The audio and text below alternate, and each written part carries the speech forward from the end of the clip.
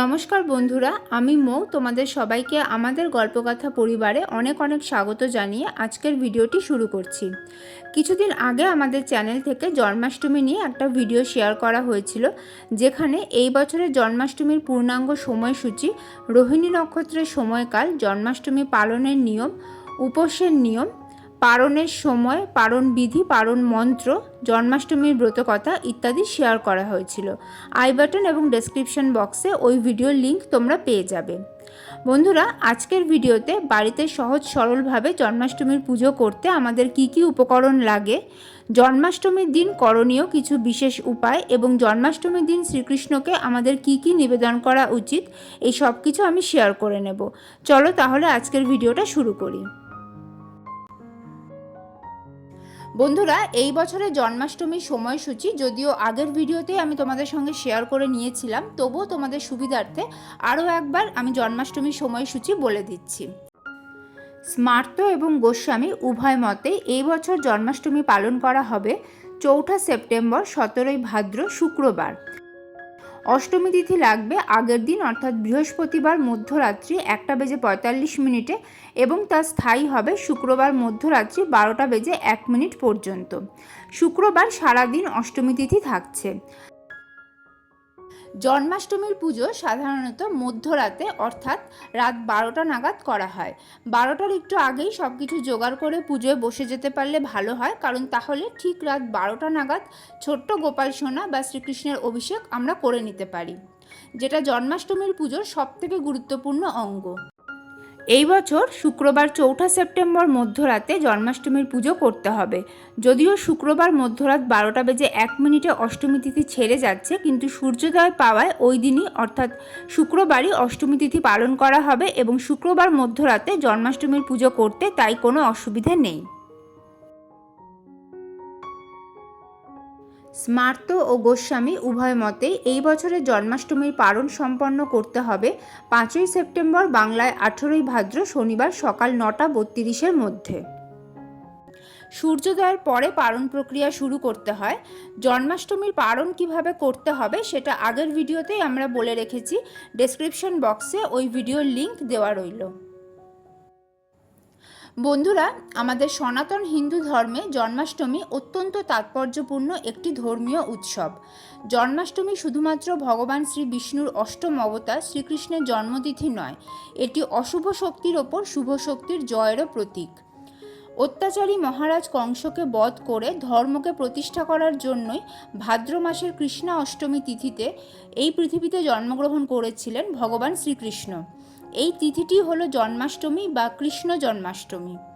জন্মাষ্টমীর পবিত্র তিথিতে মনের ভক্তি এবং ভালোবাসা উজাড় করে নিষ্ঠা সহকারে ভগবান শ্রীকৃষ্ণের পুজো করলে সেই ব্যক্তি অসীম পুণ্য অর্জন করেন। জন্মাষ্টমীর দিন শ্রীকৃষ্ণ বা ছোট্ট গোপাল সোনার পুজো করলে ভক্তের সকল ইচ্ছে ভগবান পূরণ করেন, এমনটাই বিশ্বাস করা হয়।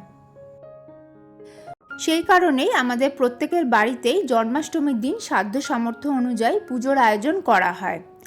বাড়িতে সহজ সরল এবং একান্ত ঘরোয়াভাবে আমরা যদি নিজেরাই জন্মাষ্টমীর পুজো করতে চাই, তাহলে আমাদের কি কি উপকরণ সামগ্রী লাগবে তার একটা লিস্ট এবার আমি তোমাদের সঙ্গে শেয়ার করে নিচ্ছি।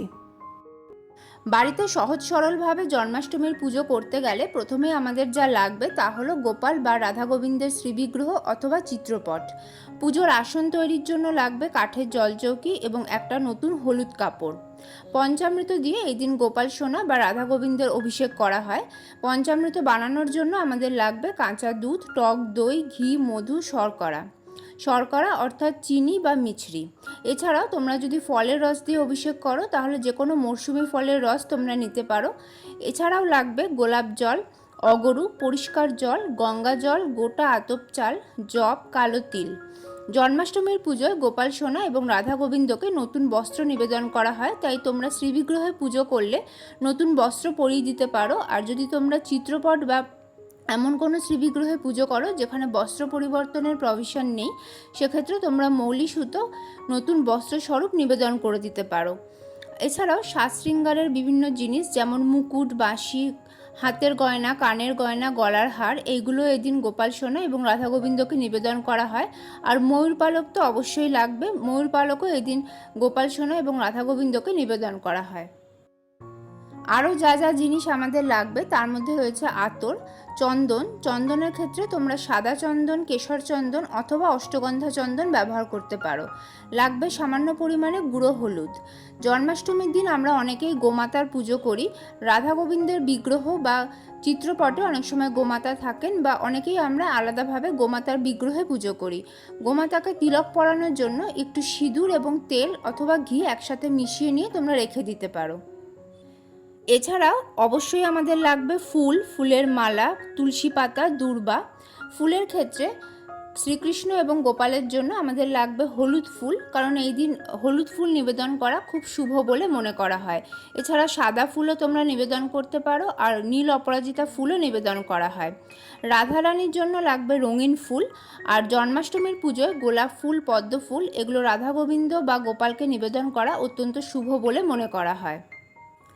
নৈবেদ্য এবং পানীয় জলও অবশ্যই লাগবে।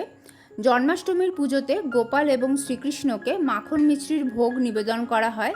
এছাড়াও দুধের তৈরি বিভিন্ন মিষ্টি, তালের বড়া, তালের লুচি, তালের ফুলুরি, তালের তৈরি বিভিন্ন রকমের পিঠে, মালপোয়া, লুচি, সুজি, নারকেল নাড়ু, নারকেলের তক্তি, নারকেল দিয়ে বানানো বিভিন্ন পিঠে, নারকেল দিয়ে বানানো হরেক রকমের মিষ্টি, এগুলো জন্মাষ্টমীর পুজোতে গোপাল এবং রাধা গোবিন্দকে নিবেদন করা হয়। এছাড়া অনেকে অন্নভোগও নিবেদন করেন। তবে জন্মাষ্টমীর দিন যেহেতু পঞ্চরবিশস্য খাওয়া বারণ, তাই গোপাল এবং শ্রীকৃষ্ণকে যে ভোগ নিবেদন করা হয় সেটা জন্মাষ্টমীর পুজোর পর আমরা প্রসাদ রূপে খেতে পারি না। পরের দিন পারণ সম্পন্ন করে তারপর সেই ভোগ প্রসাদ রূপে গ্রহণ করা যায়। এছাড়াও জন্মাষ্টমীর দিন নারকেল খাওয়াও নিষিদ্ধ, তাই নারকেলের যে সমস্ত পদ গোপাল এবং শ্রীকৃষ্ণকে নিবেদন করা হয় জন্মাষ্টমীর পুজোতে, সেগুলিও পরের দিন আমরা প্রসাদ রূপে গ্রহণ করতে পারি। এছাড়াও ফলের নৈবেদ্যও দেওয়া হয়। এছাড়াও পুজোর জন্য ধূপ দীপ তো লাগবেই।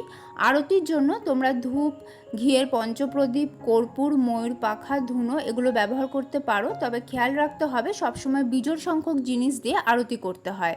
ঘণ্টাবাদ্য সহযোগে আরতি করতে হবে এবং আরতির পরে শাঁখও বাজাতে হবে। পুজোর শেষে শ্রীকৃষ্ণের অষ্টোত্তর শতনাম পাঠ করে নিতে হবে। এছাড়া তোমাদের কাছে যদি রাধারানীর অষ্টোত্তর শতনাম থাকে সেটাও তোমরা পাঠ করতে পারো, এবং অবশ্যই জন্মাষ্টমীর ব্রত কথা পাঠ করতে হবে অথবা শ্রবণ করতে হবে। জন্মাষ্টমীর ব্রত কথা আমরা আগেই একটা ভিডিওতে শেয়ার করে রেখেছি, সেই ভিডিওর লিংক নিচে ডেসক্রিপশন বক্সে দেওয়া থাকবে। বন্ধুরা, এতক্ষণ অবধি আমি তোমাদের সঙ্গে এই বছরের জন্মাষ্টমীর সময়সূচি, অভিষেক ও পুজো কখন করতে হবে, পারণের সময় এবং বাড়িতে সহজ ঘরোয়াভাবে জন্মাষ্টমীর পুজো করলে আমাদের কি কি উপকরণ সামগ্রী লাগবে সেই সব কিছু শেয়ার করে নিলাম। বন্ধুরা, জন্মাষ্টমীর দিন ছোট্ট লাড্ডু গোপাল বা শ্রীকৃষ্ণের পুজোর পাশাপাশি আমরা যদি বিশেষ কয়েকটি কাজ করে নিতে পারি, তাহলে আমাদের জীবনের বিভিন্ন ক্ষেত্রে যে বাধাগুলি রয়েছে সেগুলি সরতে শুরু করে এবং জীবনে সুখ, সমৃদ্ধি এবং সৌভাগ্য আসতে শুরু করে। যেমন ধরো, জীবনে যদি বারবার বিভিন্ন ক্ষেত্রে বাধা আসে এবং সফলতা মুখ ঘুরিয়ে নেয়, তাহলে জন্মাষ্টমীর দিন একটি কলা গাছ লাগানো যায়। তবে শুধুমাত্র গাছ লাগালেই হবে না, খেয়াল রাখতে হবে সেই গাছে যখন প্রথম ফল ধরবে সেই ফল কাউকে দান করে দিতে হবে। এতে ভাগ্যের চাকা ঘুরতে শুরু করে, এমনটাই বিশ্বাস করা হয়।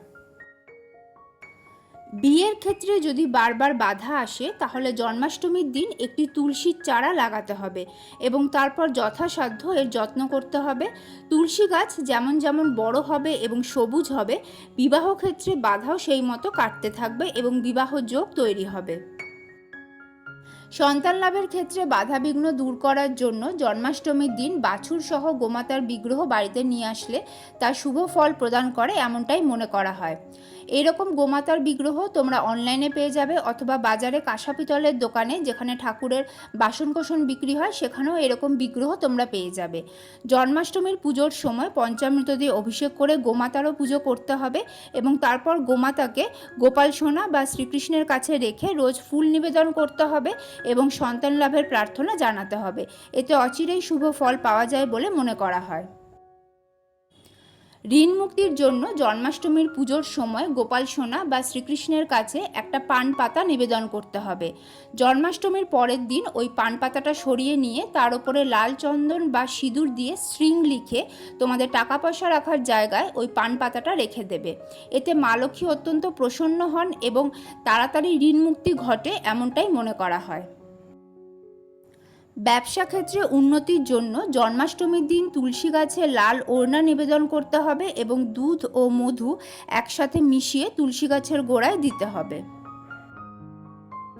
পারিবারিক কলহ বিবাদ থেকে মুক্তির জন্য জন্মাষ্টমীর দিন সন্ধেবেলা তুলসী গাছের গোড়ায় একটা ঘিয়ের প্রদীপ প্রজ্বলন করা অত্যন্ত শুভ বলে মনে করা হয়।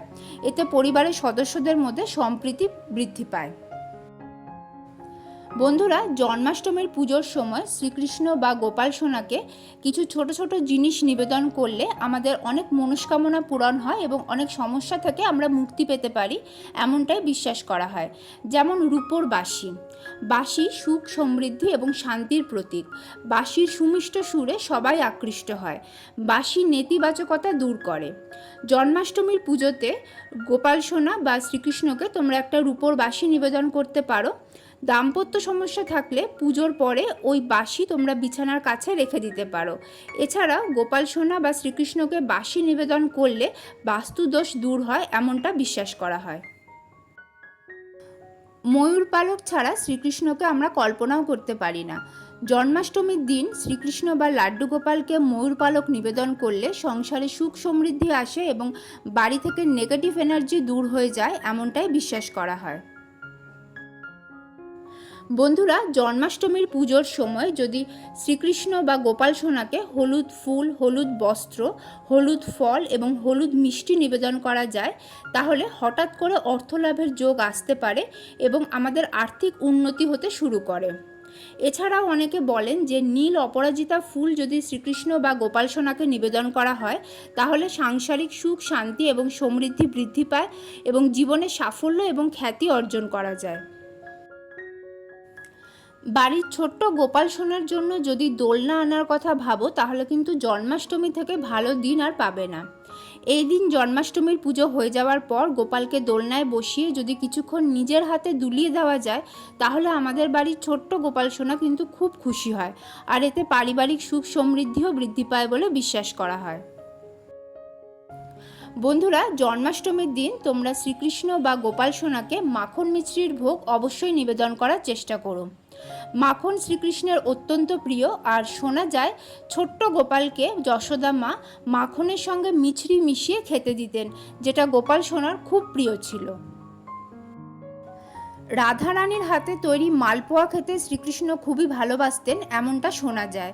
তাই জন্মাষ্টমীর দিন তোমরা শ্রীকৃষ্ণকে বা গোপাল সোনাকে মালপোয়া নিবেদন করার চেষ্টা করো। এতে শ্রীকৃষ্ণ বা গোপাল সোনা অত্যন্ত তুষ্ট হন বলে মনে করা হয়। বন্ধুরা, এই বাংলা ক্যালেন্ডার অ্যাপ থেকে খুব সহজেই জানতে পারবেন কবে কোন পুজো, কবে পূর্ণিমা, অমাবস্যা, একাদশী, এমনকি কবে ব্যাংক ছুটি। আমি নিজেও ব্যক্তিগতভাবে এই অ্যাপটা ব্যবহার করি। সত্যি কথা বলতে খুবই কাজে লাগে। আপনারাও একবার ট্রাই করে দেখুন, ডেসক্রিপশানে লিঙ্কটা দিয়ে দিচ্ছি। তাহলে বন্ধুরা, এই ছিল আজকের ভিডিও। আশা করি ভিডিওটা তোমাদের কাজে লাগবে। কেমন লাগলো তোমাদের আজকের ভিডিও আমাকে কমেন্ট করে অবশ্যই জানিও। ভালো লাগলে লাইক এবং শেয়ার করে দিও। আর যদি তোমরা প্রথমবার এই চ্যানেলের ভিডিও দেখে থাকো, তাহলে প্লিজ চ্যানেলটা সাবস্ক্রাইব করে দিও। সেই সাথে পাশে থাকা বেল আইকনটা ট্যাপ করতেও ভুলো না, যাতে আমাদের চ্যানেল থেকে শেয়ার করা সব ভিডিও নোটিফিকেশন তোমাদের ফোনে সঠিক সময়ে চলে যায়। আজকের ভিডিও এই পর্যন্তই বন্ধুরা। নতুন ভিডিও নিয়ে ফিরে আসবো খুব তাড়াতাড়ি। ঈশ্বরের আশীর্বাদে তোমরা সকলে ভালো থেকো, সুস্থ থেকো। জয় রাধা গোবিন্দের জয়।